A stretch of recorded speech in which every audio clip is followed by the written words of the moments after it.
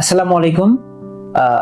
আজকে আমরা কথা বলবো ছাত্র পরামর্শক ও নির্দেশনা দপ্তরের সাইকোলজিস্ট আদিবা ম্যামের সঙ্গে, যিনি শিক্ষার্থীদের মানসিক স্বাস্থ্য সেবা নিয়ে কাজ করে থাকেন। ম্যামের সাথে যদি কথা বলি, ম্যাম কেমন আছেন?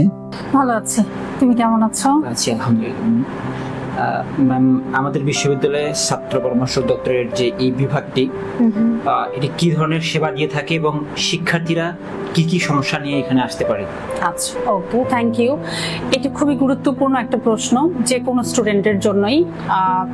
আমাদের এই দপ্তরটির নাম হচ্ছে ছাত্র পরামর্শ নির্দেশনা দপ্তর। তো আমরা আসলে নামটার মধ্যেই বুঝতে পারছি যে এখানে আসলে শিক্ষার্থীদের নিয়ে এই দপ্তরটা। ছাত্র বলতে শিক্ষার্থীদের বোঝানো হয়েছে। নির্দেশনা পরামর্শ নির্দেশনা দপ্তর অর্থাৎ এখানে একজন স্টুডেন্ট যদি মনে করে যে আমার এই বিষয়টি সম্পর্কে একটু জানা দরকার, যে বিষয়টি সম্পর্কে আমি ডিপার্টমেন্ট থেকে হয়তো এনাফ তথ্য পাচ্ছি না বা কোথাও থেকে জানতে পারছি না, কোনো একটা সংকটে পড়েছে, কোনো একটা সেবা সম্পর্কে তার জানতে হবে, সেই ক্ষেত্রে সেই দপ্তরটিতে আসতে পারে এবং এসে ওই সেবাটি নিতে পারে। সেবার ধরনগুলো যদি আমরা বলি এরকম যে অনেক সময় জরুরি কিছু অবস্থা তৈরি হয়, কোনো সংকট, সেখানে প্রক্টর দপ্তর যেটা থাকে সেটাও কাজ করে, পাশাপাশি আমরাও কাজ করে থাকি। সেই স্টুডেন্টের কাউন্সেলিং থেকে শুরু করে ওই জরুরি অবস্থায় সে কি করতে পারে এই সংকট থেকে উত্তরণের জন্য বিভাগের পাশাপাশি সে এই দপ্তর থেকে ওই সেবাটি নিতে পারে। তাছাড়াও কোনো জায়গায় যদি তার কাছে মনে হয় যে না, আমি বিভাগ থেকে এখানে পুরো সাপোর্টটা পাচ্ছি কিন্তু তারপর আমার আরো কিছু সাপোর্ট দরকার, সেক্ষেত্রে এসে আলোচনা করতে পারে। কারণ আমাদের দপ্তরে হচ্ছে একজন স্টুডেন্ট অ্যাডভাইজার নামটি বেশি প্রচলিত, পোস্টটির নাম হচ্ছে ডিরেক্টর বা পরিচালক। তো ওনার কাছে এসে একজন স্টুডেন্ট কথা বলতে পারে। অনেকগুলো সার্ভিসের মধ্যে একটা সার্ভিস হচ্ছে মেন্টাল হেলথ সার্ভিস, যেটা সাধারণত আমি করে থাকি আর কি। অর্থাৎ একজন স্টুডেন্টের মানসিক স্বাস্থ্য সেবা প্রয়োজন হলে সেটি এখান থেকে সে নিতে পারে। এছাড়া আমরা মাল্টিপল কাজ করে থাকি, ক্লাবগুলোকেও দেখে থাকি। ক্লাব কোনো অনুষ্ঠান করলে সেখানে আমরা সেই অনুষ্ঠানের অ্যাপ্রুভাল থেকে শুরু করে সেখানে যদি আমাদের কোনো ইনপুট দেওয়া থাকে এই দপ্তর থেকে, সেটি কোনো অ্যাডভাইস দেওয়ার মতো কোনো কিছু থাকলে সেটিও আমরা করে থাকি এই দপ্তর থেকে। ম্যাম, বিশ্ববিদ্যালয়ে বলা চলে যে নতুন 20তম ব্যাচ এসেছে এবং হচ্ছে তারা নতুন পরিবেশে খাপ খাইয়ে নেওয়ার চেষ্টা করছে। তো তাদের উদ্দেশ্যে আপনার পরামর্শ কি? আচ্ছা, যখন একজন স্টুডেন্ট বিশ্ববিদ্যালয়ে আসে বা তার জন্য তো নতুন জায়গায় থাকে, নতুন পরিবেশে আসে, এটা আমি ইন জেনারেলি বলবো যে অনেকেরই এখানে একটু অ্যাডজাস্টমেন্ট ইস্যু হতে পারে। যেমন তার ক্লাসমেটরা নতুন থাকে, তার ডিপার্টমেন্ট নতুন থাকে, পরিবেশ নতুন থাকে, সিনিয়রদের সাথে যে কমিউনিকেশনটা বা মেশার যে ব্যাপারটা সেটা নতুন থাকে। সো প্লাস বাসা থেকে দূরে আসে, অনেকের জন্য এটাই প্রথমবার হয়। কলেজ পর্যন্ত বাসাতে থাকে, তারপর দেখা যায় বিশ্ববিদ্যালয় জীবনে সে বাইরে এসছে।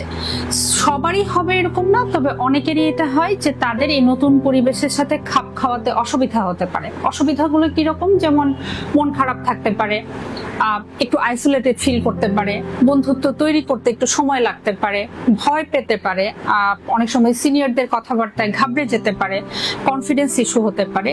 সো আমার কাছে যেটা মনে হয় বা আমাদের কাছে সেটা হচ্ছে যে তাদেরকে স্বাগত জানানো, বুঝতে হেল্প করা, অ্যাডজাস্ট করতে হেল্প করা। আমরা যারা অলরেডি আছি আর কি, তাদের কথাই তো আমরা বলছি যে কিভাবে আমরা তাদেরকে আসলে করবো। কোনো কিছু শেখাতে চাইলেও অ্যাপ্রোচটা যেন ওই ব্যক্তি বুঝে হয়। অর্থাৎ আমরা গদ বাঁধা বা একই জিনিস সব স্টুডেন্টকে দিতে পারবো না, সব মানুষকে দিতে পারবো না, কারণ সবার নেওয়ার ক্ষমতা একরকম থাকে না। সবাই আমরা একই পরিবেশ পরিস্থিতি থেকেও আসে না।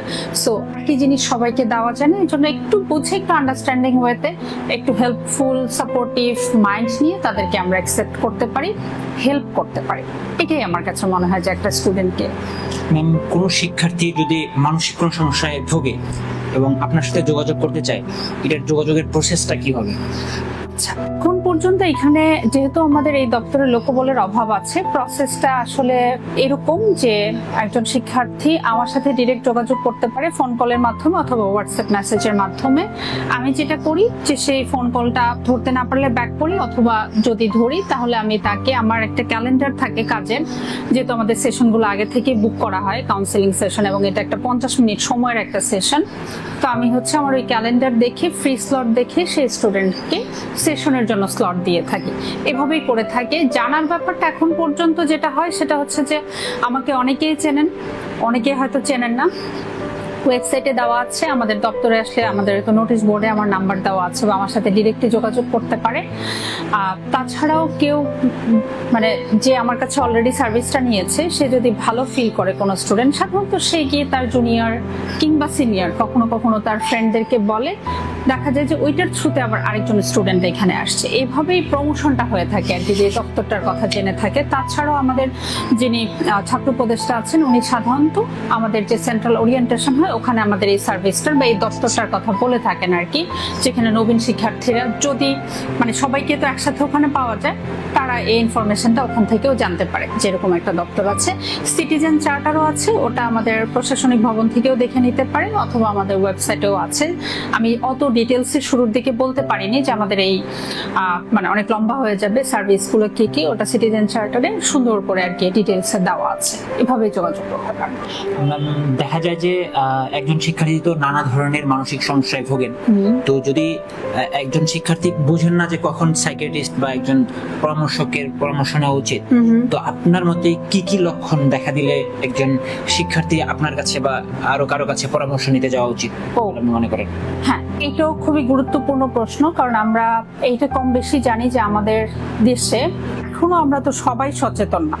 অনেকেই সচেতন, অনেকেই সচেতন না, অনেকেই জানি, অনেকেই জানি না, অনেকেই ভুলভাবে জানি। সো এখনো কিন্তু অনেক মানুষের মধ্যে এই মিথ বা ট্যাবু আছে যে আমি কাউন্সেলিং নিতে গেলে অন্যেরা কি বলবে, কিংবা আমি কি দুর্বল হয়ে গেছি, বা আমি কি পারছি না বলে আরেকজনের হেল্প নিতে হচ্ছে।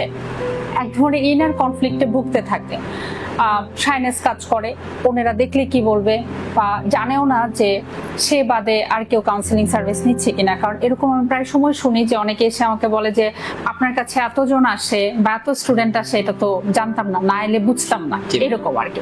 তার মানে কি সে এই জায়গাটা এক্সপ্লোরই করতে পারে না বা জানার অভাব।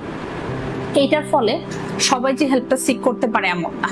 এটা শুধু এই বিশ্ববিদ্যালয়ে বলে, আমি আমাদের দেশের কথাই বলছি, যে সবাই আমরা মেন্টালি সাফার করলেই যে আমরা প্রফেশনাল হেল্প সিক করতে পারি এমন না। নানা কারণে, যে কারণগুলো বললাম, যে আমাদের মিথ আছে, জানার অভাব আছে, নলেজ নাই অত, এটাকে আমরা খুব সহজ করতে পারি নাই।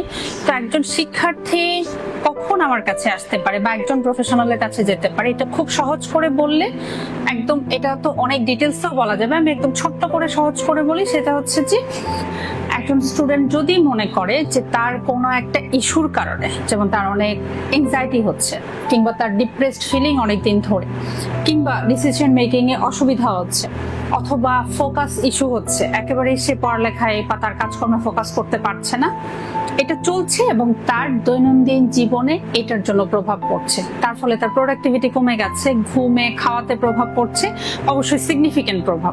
একদিন খেতে পারলাম না, এটা তো আর এত সিভিয়ার কোনো কিছু না, সিগনিফিকেন্টলি প্রভাব পড়ছে, তখন ওএস টু যে চেষ্টা করতে পারে তার জায়গা থেকে তার যে কোপিং স্ট্র্যাটেজি গুলো থাকবে, কারণ সে তো তার জীবনযাপন করে এসছে।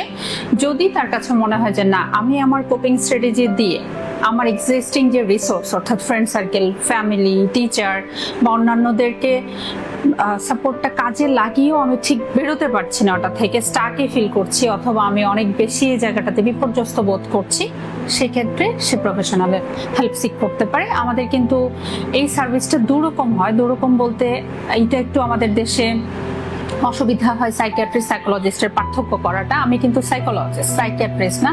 আমাদের বিশ্ববিদ্যালয়ে কিন্তু কোনো সাইকিয়াট্রিস্ট নেই। সাইকিয়াট্রিস্ট হচ্ছে মূলত মনোরোগ বিশেষজ্ঞ বা ডক্টর। কারো কারো সাইকিয়াট্রিস্টেরও প্রয়োজন হতে পারে। আমার কাছে আসলে আমি অ্যাসেস করে যদি বুঝতে পারি যে তার এই কাউন্সিলিং সার্ভিসের পাশাপাশি সাইকিয়াট্রিক হেল্পও লাগবে, অর্থাৎ ডক্টরের হেল্প লাগবে, আমি এটা রেকমেন্ড করি। এটা না লাগলে সবার লাগবে এরকম না। সো প্রফেশনাল হেল্পের ক্ষেত্রে সাইকোলজিস্টের কাছে আসতে পারে, অথবা কেউ সাইকিয়াট্রিস্ট ফার্স্টে দেখিয়েও আমার কাছে আসে, অনেক সময় এরকমও হয়। সো নিজের ব্যাপারে খুব যদি সে অল্পতে বা খুব সহজে বুঝতে চায়, তাহলে হচ্ছে যে তার ইস্যুটা তার উপর কতখানি প্রভাব ফেলছে, এটা রয়ে যাচ্ছে খাচ্ছে কিনা এবং এটা তার ডেইলি লাইফে ফাংশনিং এ প্রভাব ফেলছে কিনা, প্রোডাক্টিভিটি কমিয়ে দিচ্ছে কিনা, ওইটা দেখেই সে ডিসিশনটা নিতে পারবে। আশা করি। ম্যাম, যদি সর্বশেষ প্রশ্ন করি যে বিশ্ববিদ্যালয়ে তো অনেক সাধারণ শিক্ষার্থী, তো এই সাধারণ শিক্ষার্থীদের মানসিক বা স্বাস্থ্য নিয়ে যদি আপনার কিছু বলার থাকে বা কোনো পরামর্শ থাকে সেটা। আচ্ছা, আমার দিক থেকে যেটা আসলে সবার প্রতি আহ্বানই বলা যায় থাকবে শিক্ষার্থীদের প্রতি, সেটা হচ্ছে যে নিজের যত্ন নেওয়া। স্টুডেন্ট লাইফে এই এজটাতে আমরা আসলে অনেকেই একটা ফ্যাসিনেটিং ওয়ার্ল্ডে থাকি, বা এই এজটা এরকম যে আমরা মজা করব, আড্ডা দিব, গল্প করব, রুটিনের একটু হেরফের হবে, কিন্তু সেটা কতখানি। যেমন অনেক অনেক স্টুডেন্টকে পাই যাদের সারা রাত ঘুম হয় না, কিংবা আড্ডা দিচ্ছে, অন্য কিছু করছে। তো এই ঘুমটা কতদিন না হয়ে থাকছে, কতখানি।